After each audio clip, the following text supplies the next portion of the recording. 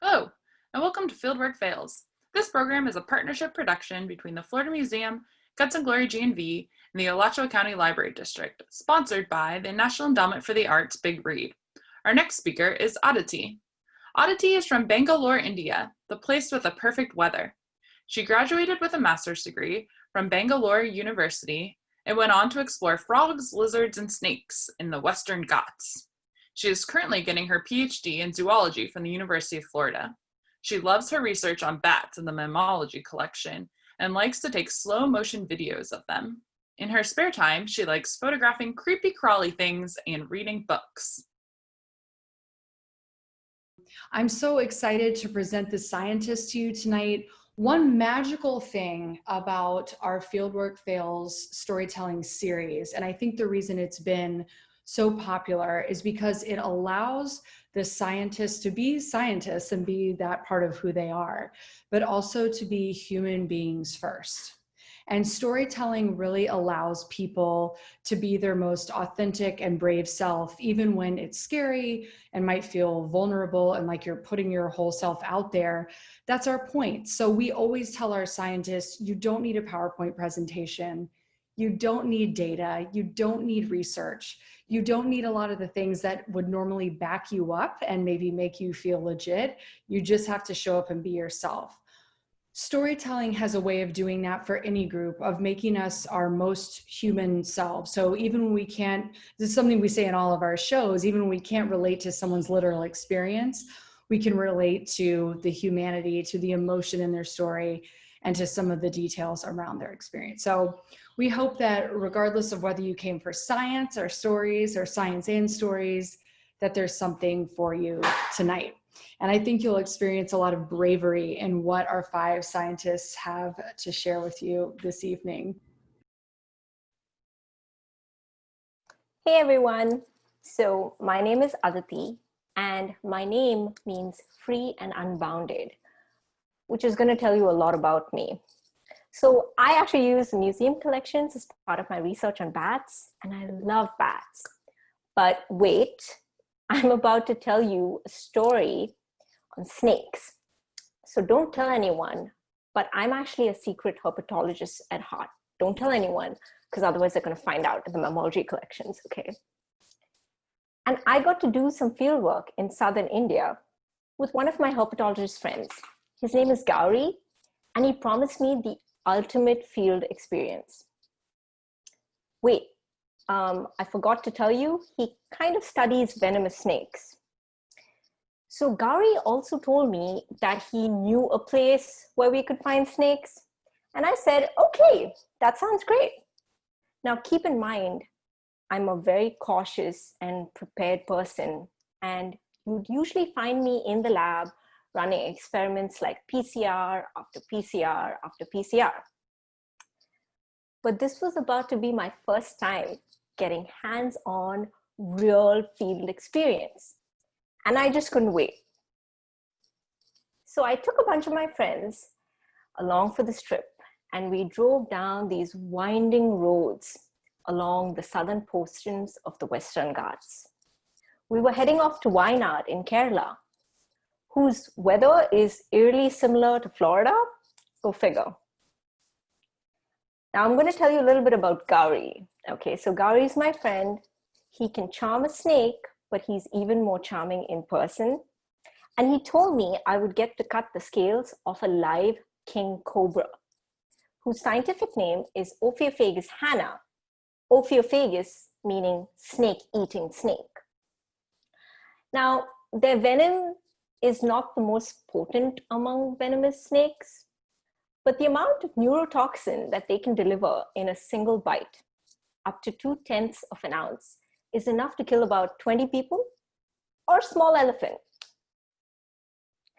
The day it arrived, it was very misty outside and the air was damp and heavy, very much like the humidity in Florida. And we arrived at this veterinary hospital. I went in and there was this tiny corridor with a table right at the end, which was blocking off a door. And around 50 people had come to watch. I peered into the room just to size up this annoyed little subadult. He was about 9 feet long and rather feisty at the time. So I calmed myself.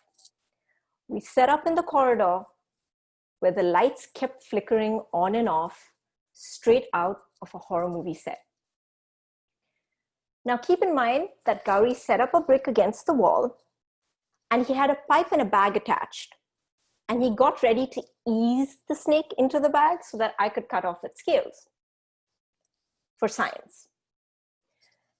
As Gauri got the snake under control, I got ready with my scissors, right? It was my moment to shine. I mean, I practiced on several rat snakes before, so I was very, very prepared, right? I readied myself, and I felt something near my face. A guy appeared from out of nowhere, trying to get a closer look at the snake. Startled, I nearly dropped my scissors. Excuse me, do you mind moving? I kind of said to myself. And Gauri requested that he examine the snake later, and finally he moved away.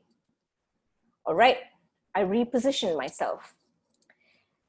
As I attempted to cut the scales, I realized that the scissors were just not working. Now, there's a statistic out there that says about 2,500 left-handed people die using right-handed instruments every year. I believe I was about to test this out. I had to think fast as the snake was getting very, very impatient.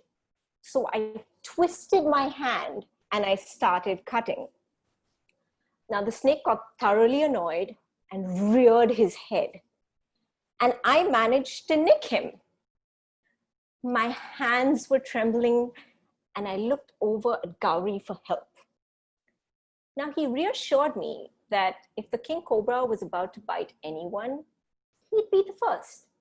And for some reason, that was oddly comforting to me.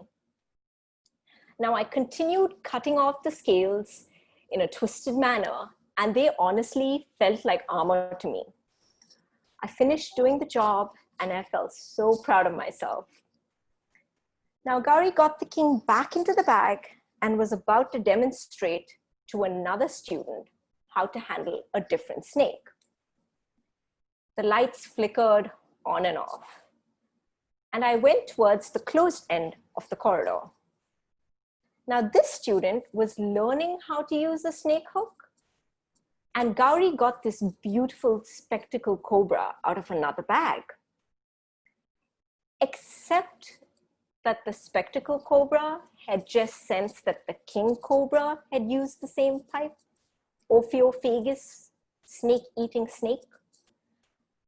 And it started hissing like mad, which set off the monkeys in the next room, which then set off the deer, which then set me off.